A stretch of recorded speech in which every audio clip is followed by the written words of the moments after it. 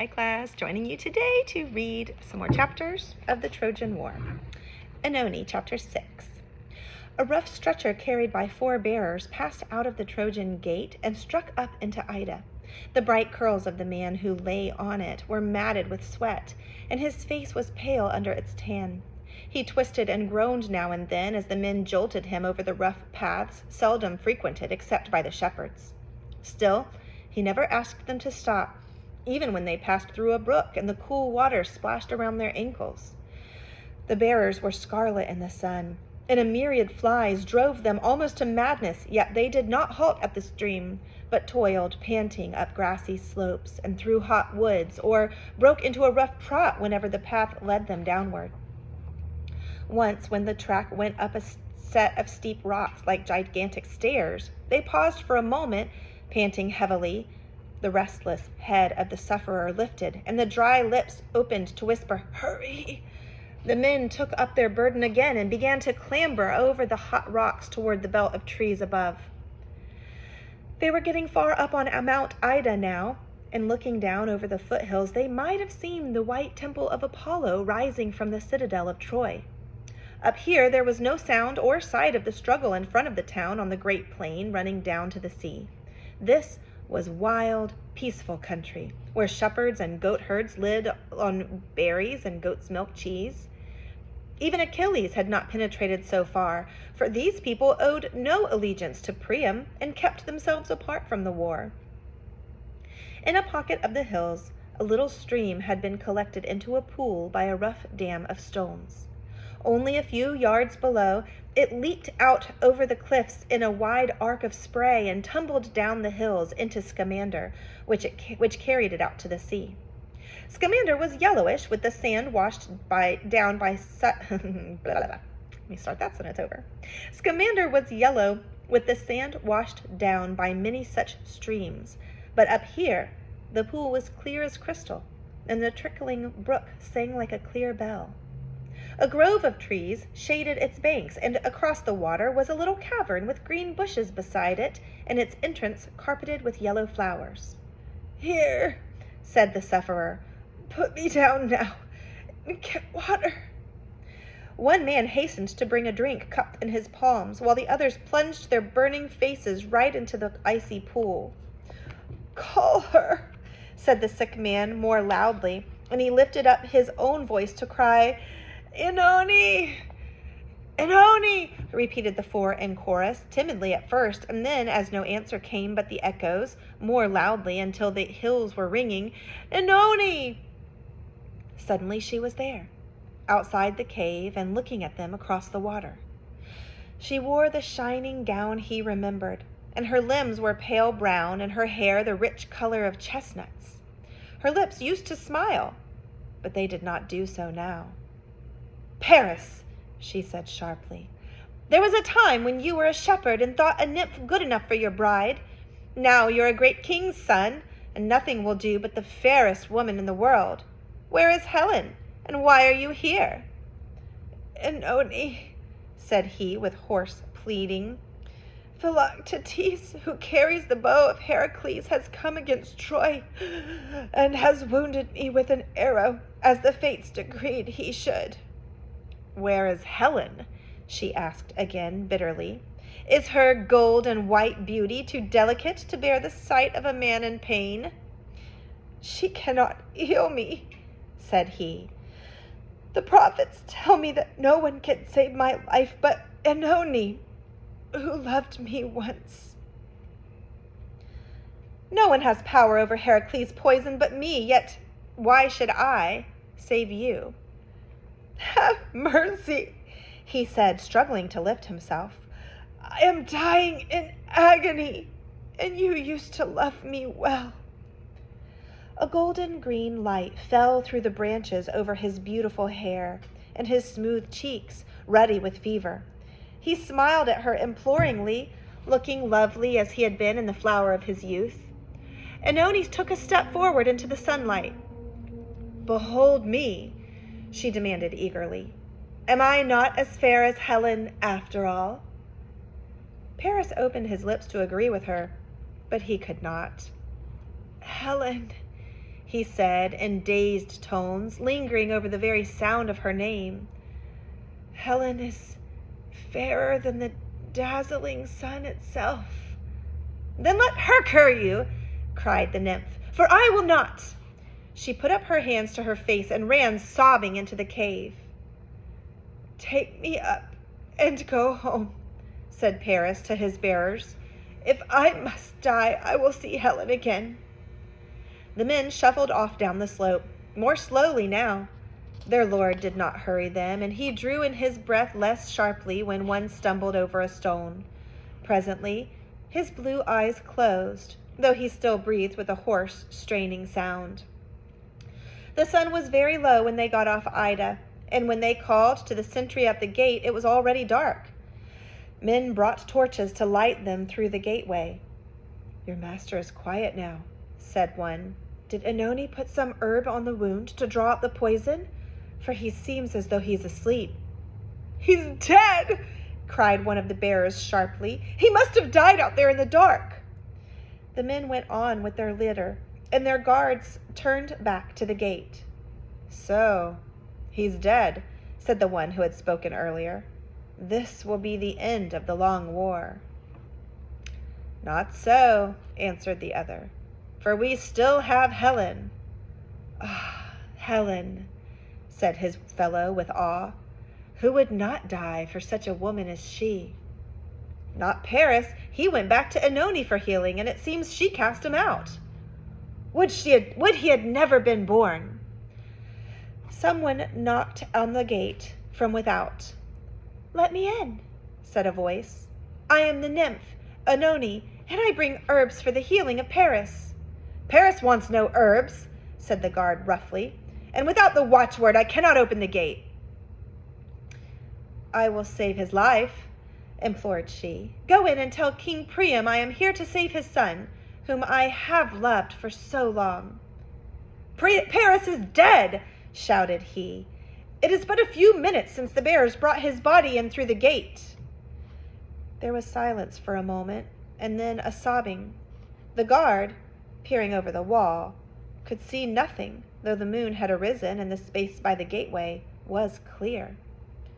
Go home, woodland spirit, he cried in panic, and he threw down his javelin in the direction of the sound. The noise stopped abruptly. Silence fell over Troy. Far up on Ida, a wolf howled by the deserted cave. The Taking of the Palladium, Chapter 7. The bow of Heracles had performed the task for which the gods had brought it to Troy by killing Paris, yet the war still lingered on, since Deiphobus and Helenus, both rivals for the leadership of the Trojans, both aspired to marry Helen. Deiphobus, who was the greater fighter, was at last victorious, whereupon Helenus fled to Mount Ida in fear of his life. The Greeks, who had hoped that the death of Paris would end the long struggle, were greatly disheartened. Again, it was Odysseus who gave them fresh courage by leading a party up Mount Ida to capture Helenus. Helenus, like his twin sister Cassandra, has the gift of prophecy, he pointed out. Out of jealousy of Deiphobus, or in fear of his life, he'll tell us how we can take Troy. I only know that Troy cannot be taken as long as the Palladium stands on the citadel, declared Helenus, smiling slightly, for he thought it would hardly be possible for the Greeks to remove the Palladium without capturing the city first. The Palladium was a small wooden image, hardly more than a tree trunk, roughly carved to represent a woman with a spear in her hand. It was very old, and it was said to have fallen from heaven in the days of Ilus, grandfather of Priam, as a symbol of the god's special favor towards Troy. It stood in a little wooden temple of Athena in the midst of the citadel, and the priestesses who served it were among the noblest women of Troy. The Greek chiefs looked blankly at one another, discouraged by Helenus's words. Odysseus said nothing to help them, and for some time thereafter he was not seen in the camp at all. Early next morning, however, when the Trojan gates were opened for the herdsmen to drive in cattle for slaughter, an old Greek beggar limped up to the gates of Troy. The old man was sturdy-looking, but lame and pitifully ragged. He had been dreadfully beaten, to judge by the marks on his half-covered shoulders and arms, while his eyes were red as fire from weeping. His tongue, however, was ready enough, and he was soon showing off his welts to a half-curious, half-pitying crowd, while whining for alms and telling them his tale. He had been one of the men of Palamedes, he said, and as such had drawn down upon himself the special anger of the crafty Odysseus. For a while after Palamedes' death, Ajax had protected him. Now, however, his enemies had driven him from his hut and reduced him to beggary, since he was too old and crippled to defend what was rightfully his. He had taken to wandering through the camp, lending a hand to the stewards or the herdsmen in return for a meal, and had not been above snatching at other men's food when his need was most great. This last had been his undoing, for he had been caught by the Ithacans and hauled before Odysseus, who had had him scourged out of the camp. "Pity a poor old man," whined he, "who fought with heroes once. My father was a friend of King Tyndareus, who trusted me with the training of his young sons, Castor and Pollux. Then I slew a man in quarrel, for I was hot-blooded in those days, and I fled for my life to Palamedes, who made me a captain among his men." "If you knew Castor and Pollux," said one, "their sister Helen will gladly give you alms. Tidings of their death have reached her, but she does not know how or when they died." "Thank you, kind citizen," said the old man, cringing. "Will you not give something to a poor man, that Helen may see her friends are well received in Troy?" "Helen lives at the house of Deiphobus," said the citizen calmly. "It lies by the citadel, nearest to Hector's, and any man will tell you the way. As to alms, Helen herself may reward you as you deserve." The old man hobbled off up the street, muttering resentfully, while a little group of idlers lounged after him, curious to see the meeting between Helen and a Greek after all these years. Helen came hurrying out into her courtyard with 2 maids behind her, while the old man raised his face and fixed his clear, gray eyes on hers. Helen halted, and her cheeks went pale as marble. Her lips opened, but no sound came out. "Pity a poor old man," whined the beggar rapidly. "I bring you news of your brothers, who live, though no longer on earth. One day they feast with the gods, and the next they sleep in death. Thus each is half immortal and shares the pleasures of the blessed ones." "Come in and tell me more," said Helen faintly. "Forgive me, old man. I think the sight of a friend of my youth has taken away my wits." She turned back into the house with the beggar limping after her. The spectators scattered, disappointed, while in her own room behind the great hall, Helen faced the Greek alone. "Odysseus," said she, "how dare you come into Troy? I knew you through your disguise." "I wooed you," said he, "and stayed long with your father, but few men here have seen me without a helmet shading my face. I came on embassy once, but that was a long time ago." "Nevertheless, you're in great danger. Why are you here?" "Perhaps to see Helen, for whose beauty many men have risked their lives." "I'm a Trojan now," said she, "and you are a spy. Why should I not cry out your name in the streets of the town?" "Helen," said he, leaning forward earnestly, "you were proud of Melanis's wealth and power. You loved Paris. What binds you to Deiphobus?" "What do you suppose?" answered she bitterly. "Do you think the Trojans love me after all these years of war? I must have a protector who is powerful in Troy." "The great Trojan champions are all dead, and the war draws to a close. What if the Greeks take Troy? Who will protect you then?" Helen's wide blue eyes were fixed on him, and she sat very still now. "Help me now," said he urgently, "and I will tell Menelaus that your heart is turned to him, though you are kept in Troy against your will. Who knows, you may again spin your fine purple wools in Sparta and see your daughter Hermione once more. What do you want?" "Who's the priestess of the temple of Athena?" "Theano." "The wife of Antenor? He's always been of the peace party, and I think would be glad to be saved when Troy is taken, together with his sons and all his house." He has no hope for Troy of that, I am sure. You must help me talk with Theano. But first, how many guard the citadel, and how many the Skyend gate at night? Only 2 in each place, for the wall cannot be scaled, and that gate is never opened after dark. Very good. Now give me alms and a meal, as you might to a beggar, and send a message to Theano that I may speak to her. Think kindly of Menelaus, if you can, for I know that he loves you still. There was a great outcry at the Skyend gate that night when a man cut down the 2 sentries, drew the bolts, and fled out into the dark. Those who ran up just too late declared that their enemy was Odysseus, for one of them had seen him clearly by the light of the torch that burned near the gate. Remembering the beggar, men now realized the truth, but they had no suspicion of Helen, since Odysseus had spent a long day begging in all the principal palaces of the town. Men were amazed at his daring, but none could suggest a reason for the deed. We will double the guards at the gates for the future, said Deiphobus, and command them to examine more closely the people they admit to Troy. This was done, but no more strangers asked to enter, and for a while the nights were peaceful as before. Odysseus was waiting for the passing of the full moon. On the first pitch-black night since Odysseus' adventure, 2 men stole over the plain to the point where the walls of Troy rose highest, since at this spot they were built over a cliff where the rocks at the edge of the citadel dropped down to the plain. There are only 2 guards along this wall, whispered Odysseus. Had not the moon been full, I could have taken the Palladium when I went into Troy. This part, they think, is too steep to be scaled, but you and I, Diomede, will climb it with a rope to help us. Get up on my shoulders and take hold where the rock is not so smooth. There's a ledge up there on which the wall is built, and you can stand on it while you let the rope down for me. Then you may mount on my shoulders again, and with a great leap, get your hands on the edge of the wall.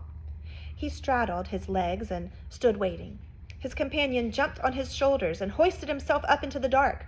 A stone, dislodged by his passing, bounced down the rocks and crashed into the ground. Both stiffened and stood still. After a long minute of silence, Odysseus again heard the cautious sounds of Diomede feeling his way towards the ledge in the rock above. Presently, a rope came dangling through the darkness, and in another minute, Odysseus stood beside his friend. Keep on your belly as you go over the wall, he whispered, putting his mouth against the other's ear. Dark as it is, someone might see us against the sky. Where do we go? The temple of Athena lies beside the great white temple of Apollo. Theano, the priestess, has promised me it will be on watch tonight. Will she keep faith? I've sworn to protect Antenor and all his house in the taking of Troy. He's always despaired of the future and is ready to save what he can. I see. Diomede swung himself up again, crouched on Odysseus' shoulders, and leaped for the top of the wall. Odysseus felt for the rope, but it was not there. He heard a shuffling sound on the wall and a long, sighing groan.